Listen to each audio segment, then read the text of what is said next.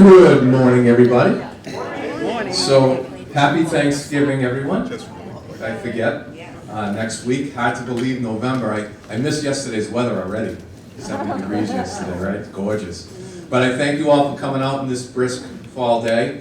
Couple updates because I want to get right into breakfast with the chief today. I have some outstanding speakers here for you. Basically, we made a conditional offer to a neighboring police officer in the area. We had interviews Monday and Wednesday this week, and hopefully we've got a good, strong candidate list. I think you're going to be really pleased. We'll introduce you to those officers as they get hired. Pleased to report that next month, Sergeant Daniels, who's here with us today, hopefully I'll be able to introduce him as Lieutenant Daniels. He's going to be our administrative lieutenant. I'd like to also acknowledge that position. Obviously, thank you to the town for supporting us at town meeting in post police officer standards and training. We talked about commission last month. He's going to have a lot to do with that as the administrative lieutenant. And also wanted to acknowledge Lieutenant McLeod, who's Glenn McLeod, who most of you know, a Westboro son. He's going to be retiring due to an injury he received on duty.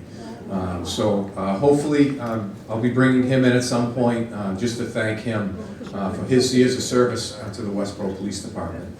And today, Sergeant Daniels is going to talk to you about some of the initiatives that we've been working on to show you that we believe in the duty to intervene and we believe in best practices. And then Officer Alicia OBrien, who's a team leader on our community engagement team.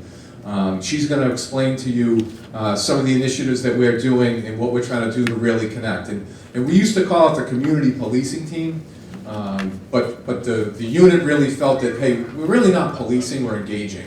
And Officer O'Brien's going to explain some of the fantastic things that we're working on. And obviously, we're always open to suggestion to expand our programs. As you have said to me at different times, hey, can you present this to us on safety or on scams or on, how do I secure my home better? So, as always, you can reach out to me direct, Sergeant, soon to be Lieutenant Daniels, and our team leader now, Officer Alicia OBrien. And I also want to acknowledge Joe Sabati, who I know took a trip with you folks to Maine.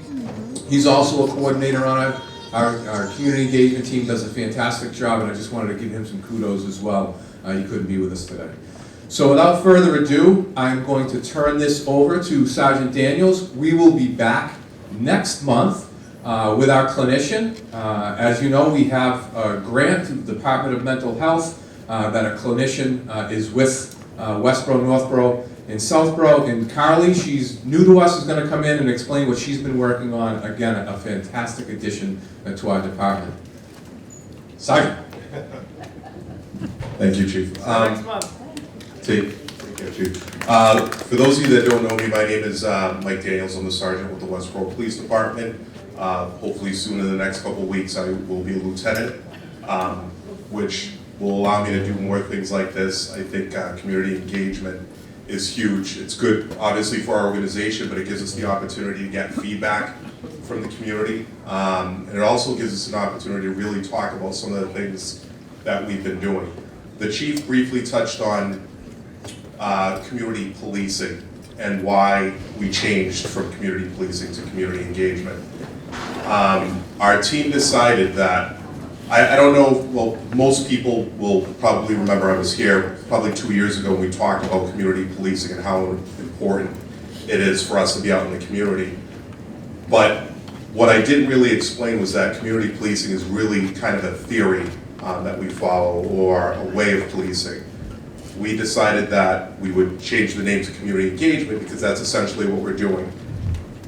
Traditionally, police officers should be community policing. That should not be something special that we're doing.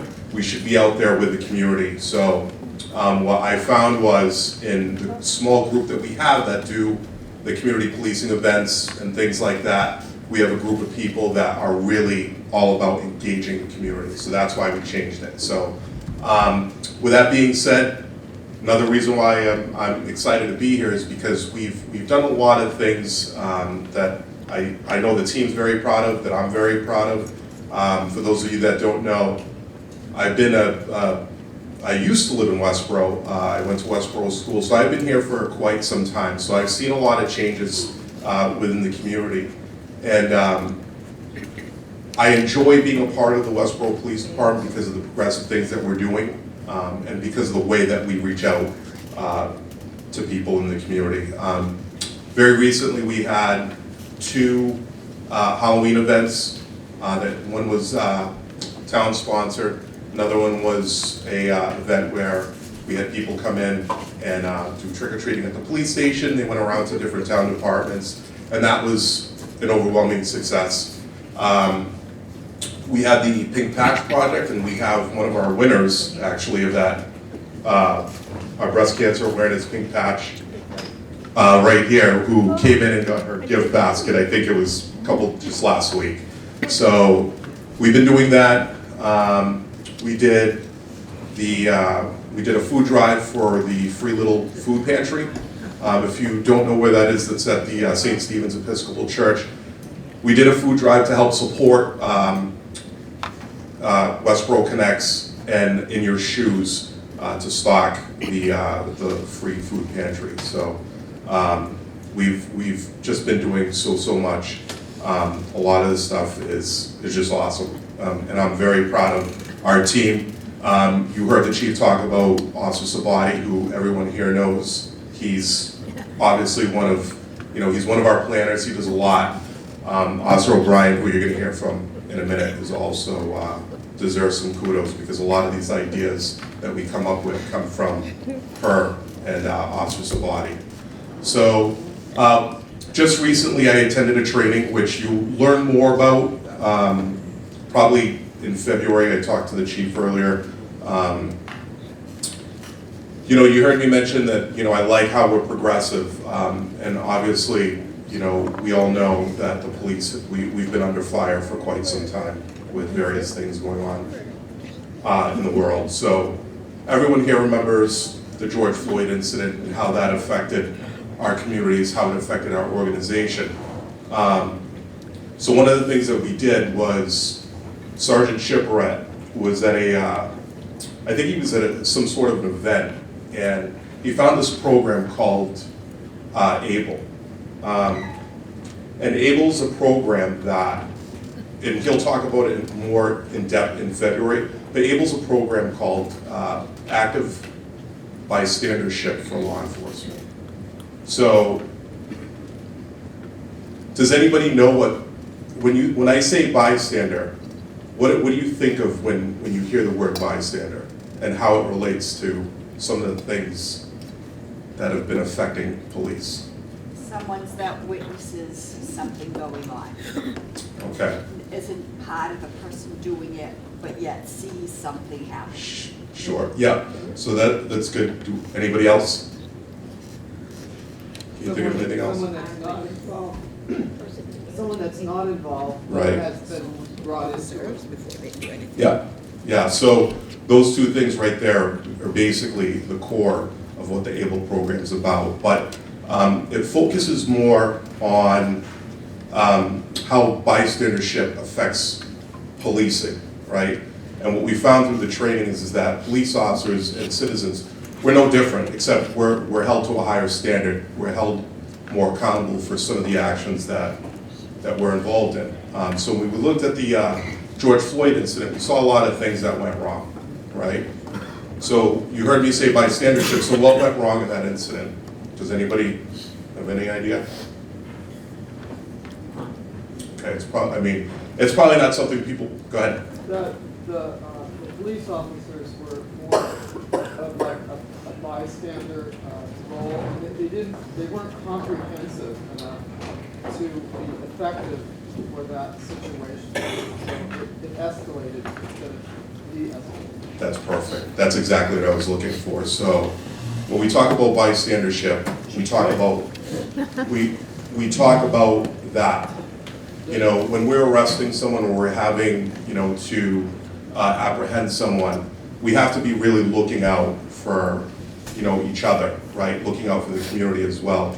And also one of the key components to that is that, you heard me mention earlier that, the police in the community are so different, right? So ABLE really examines 4 case studies of police officers that were involved in incidents that could have changed the outcome of their career if another police officer or a friend or someone in the community had reported their behavior, right? And then, so they take those 4 case studies and they put them against case studies of things that happen in the community. Some events that you'll probably be very familiar with that have occurred over the years. And they compare the two. And they ask us, well, what's the difference? What should you be doing as police officers because of where you are in society? So it really looks into that. But I have to admit, I was skeptical at first because no one likes to be criticized. I take a great amount of pride in our profession and what we do for the community. And so when you hear or you feel that you're being attacked, and I think everybody feels this way, you're a little bit defensive. But this really opened my eyes to some of the things that we need to be doing, not just Westboro Police, but everywhere across the country, right? So Sergeant Shipperette will be around to talk about that. And that's really just it. But I really wanted to come up here to give kudos to our community engagement team and Officer OBrien, who's here to talk about CIT training, which is somewhat similar to what I underwent, but a little more, actually a lot more intense. So it's just another example of some of the things that we're doing for the community. Being progressive, looking at what you guys need, what we should have, looking at law enforcement agencies across the country, and really, trying to figure out where we should be and achieving that goal and that vision. So, without further ado, Officer OBrien. Thank you. Hi, good morning, everybody. Good morning. My name is Officer OBrien, for those of you who I have not met yet. I've been with the Westboro Police Department for 2 years next month. Prior to that, I worked in New Hampshire as a police officer for 4 years. And before that, I served in the United States Army for 4 years active duty. Well, it really is an honor to be here. I appreciate the opportunity to come and speak with you guys and interact. So just to follow up on what the Chief and Sergeant Daniel said, we have our community engagement team. What is the purpose of that? We really want to build partnerships with our community, build upon the trust that we have, and have positive engagements now and in the future. So the uniform that I'm wearing is our new community engagement team uniform. We recognize that sometimes seeing a police officer in traditional uniform is very powerful and helpful, and sometimes kids love that, but we also recognize that sometimes a uniform is a little bit alarming to people or a trigger because they've had bad experiences. So we came up with the idea to put together a uniform to attend at events that isn't as sometimes alarming as the traditional police uniform. So if you see us out and about in this is our new community engagement team uniform. So like both have said, we have had a lot of great programs over the past year. I know you guys have gone on a good trip with Officer Sabati. He's great. We recently had some great events, Halloween being one, which we already talked about.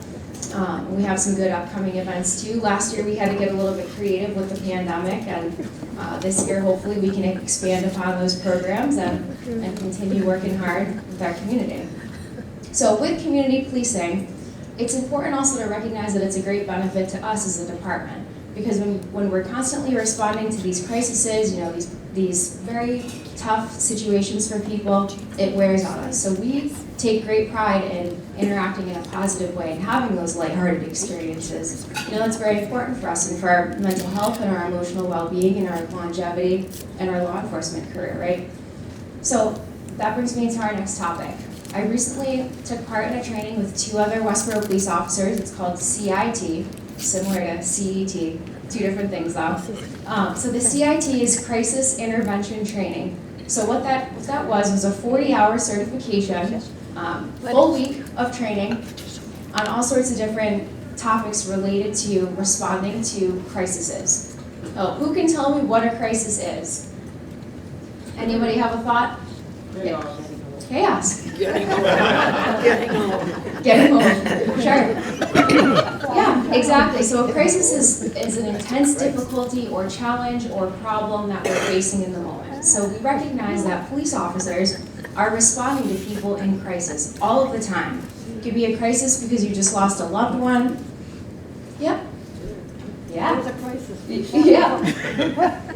Absolutely. A crisis because you got into a car accident, a crisis because you're in an abusive situation. And so what the CIT program focuses on is long-term care for our community members. Because right now, we know the police are acting as a filter for these situations. We're responding to people in crisis and we're saying, okay, we need to address this situation for right now, the now. And sometimes that ends up in hospitalization, involuntary or voluntary. Sometimes we don't see exactly what we need in the moment, and it's easier for somebody detached to say, I think this is what's going to be the best solution.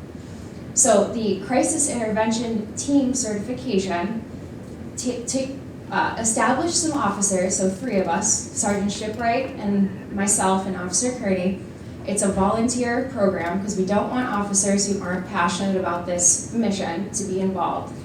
Now the program asks that a maximum of 25% of the department are certified because we don't want the program to be diluted with officers that are voluntold to do it, right? Because the whole purpose of the program is to build long-term partnerships with community resources and help our community members that are suffering in a crisis, whether that be a substance abuse crisis or a mental health crisis. So some of the curriculum that we went through was an auditory simulation of what somebody who suffers from schizophrenia experiences day to day. So we wore headphones for about an hour and were given specific tasks. And while we were conducting those tasks, we had the headphones and we were hearing voices. So what that did was it allowed us to experience what somebody with suffering from schizophrenia would be experiencing when we might be showing up to their house to intervene during a crisis. So some of those things are the training that we did. We had an autism awareness class, and we learned about what stimming is. Sometimes people who suffer from autism do something called stimming, which could be playing with something over and over and over. And we want to recognize as law enforcement that that's not always a risk to our safety. We want to consider, are we taking away that person's coping mechanism? I'll give you an example. We recently responded to a facility and the person was having a crisis and they needed to go to the hospital. And to that person, they had been in prison and their coping mechanism was their headphones. It was a little Walkman radio player. Now, some law enforcement officers that didn't recognize this as their coping mechanism might say, you can't ride with that in the back of the ambulance. We don't know, could that potentially be something dangerous to the EMTs? So we had a situation where we recognized that this is a person's coping mechanism. This is what's keeping them peaceful in the moment, right? So we say, you know what? You can have that in the back of the ambulance. And it's as small as pulling the paramedics aside and saying, hey, we think this is what's helping this person through this crisis. We would appreciate if you would allow them to have it. So along with being aware, we're also trying to establish resources within our community to refer people to. So we're not saying you're in crisis in this moment, here's how we're gonna solve it tonight. We wanna solve it long-term or help them long-term, right? So some of those things are addiction recovery, outreach within the community. Westboro is a beautiful town, but we do have some people that are suffering in one way or another, whether that be housing or food instability, substance abuse, loneliness, neglect. One of the classes that we also had was addressing elder issues. So for the folks that are living by themselves maybe and they've suffered from a scam or are having some issues filling their oil tank over the winter, we have some resources. So part of this training was to gather resources so we can then reach out to those resources to build a partnership to then offer our community. Because what we don't want to see is people who are suffering in a crisis, a mental health crisis or a substance abuse crisis, a housing crisis, and say, here's a solution for tonight and we'll see you next time.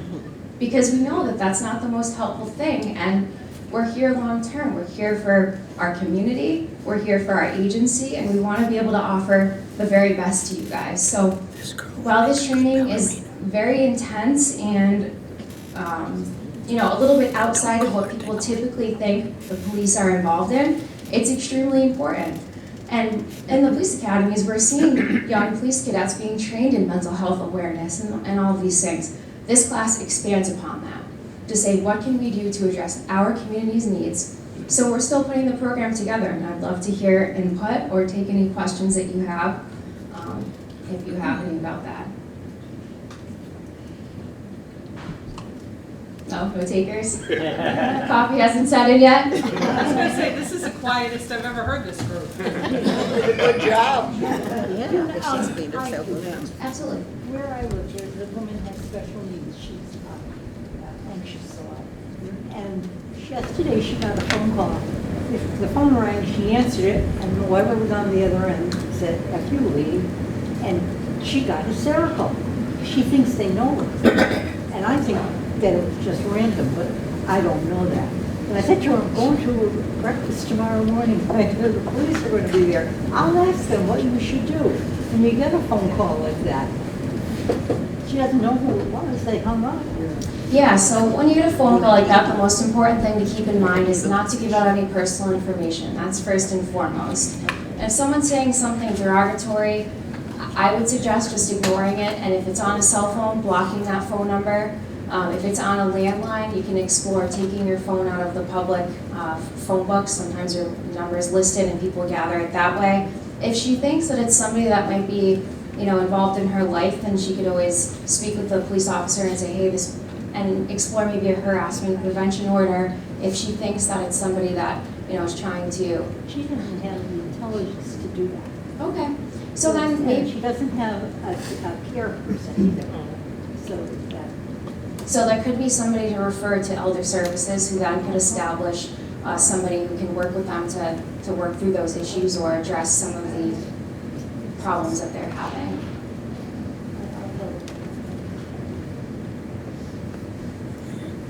Just to finish up here, some of the other things I wrote down in the curriculum, I can't remember it all.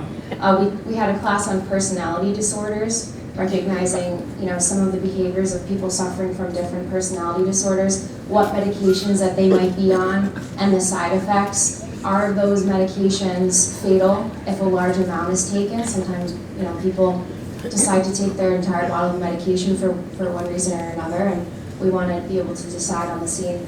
And we're not medical professionals, we're not counselors, but we are acting as that filter to provide the best services that we can for the community. We had a class on veteran services to assist veterans who might be have housing instability or something along those lines.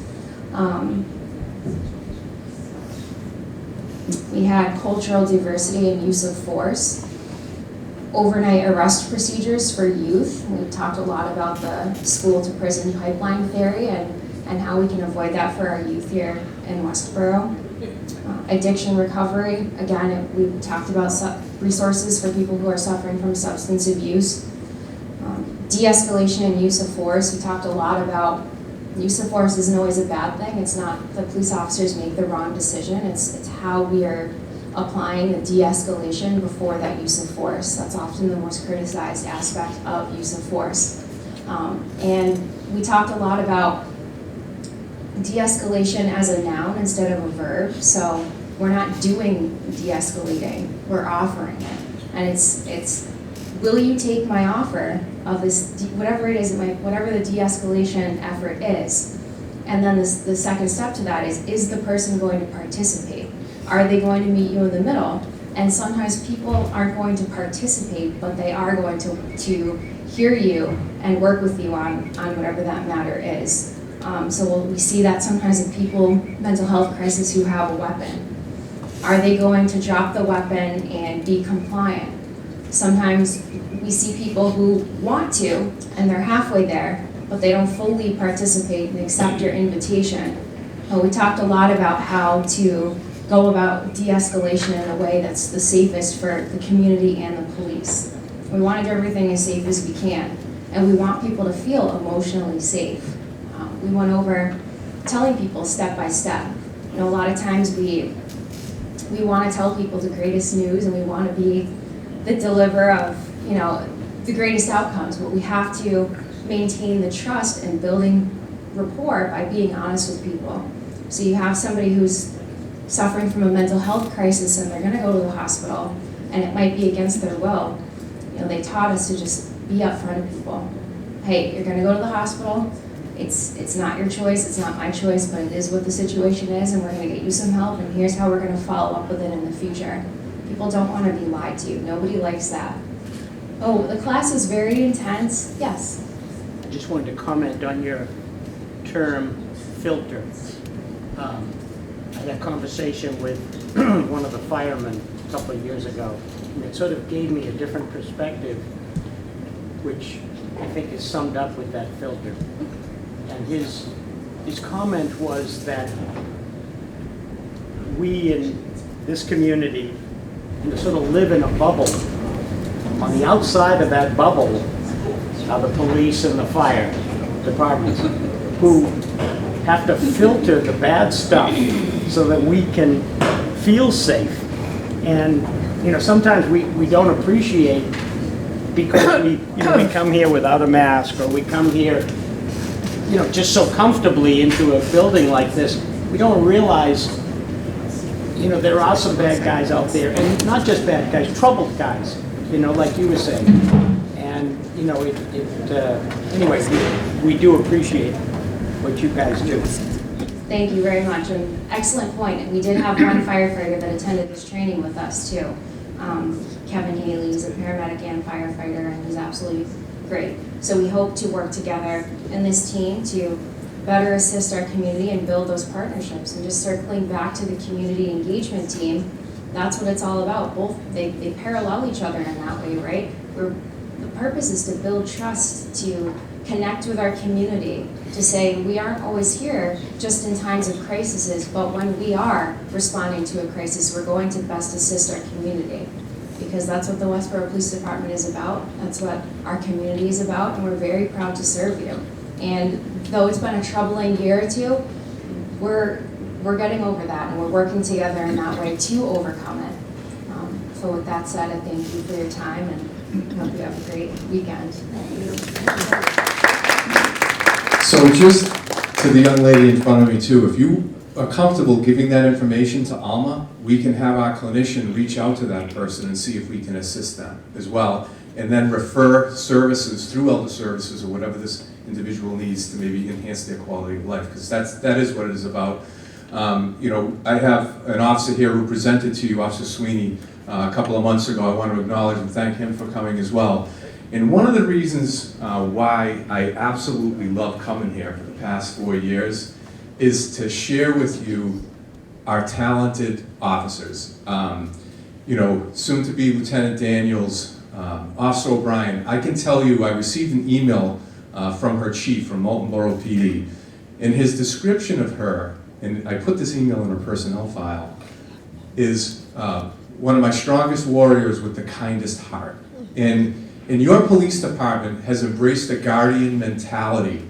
We're here to help, we're here to serve, exactly like Officer OBrien was stating to you. But in times of crisis, yes, we have to turn that switch on, and we have to be prepared for sometimes the unimaginable. And as you know, we've had some instances here that are very serious and very dangerous. But it is a great community. I want you to know we're honored to be a part of this community. And now, the good sergeant and I have facial hair, which I don't like. I feel like I'm Santa Claus.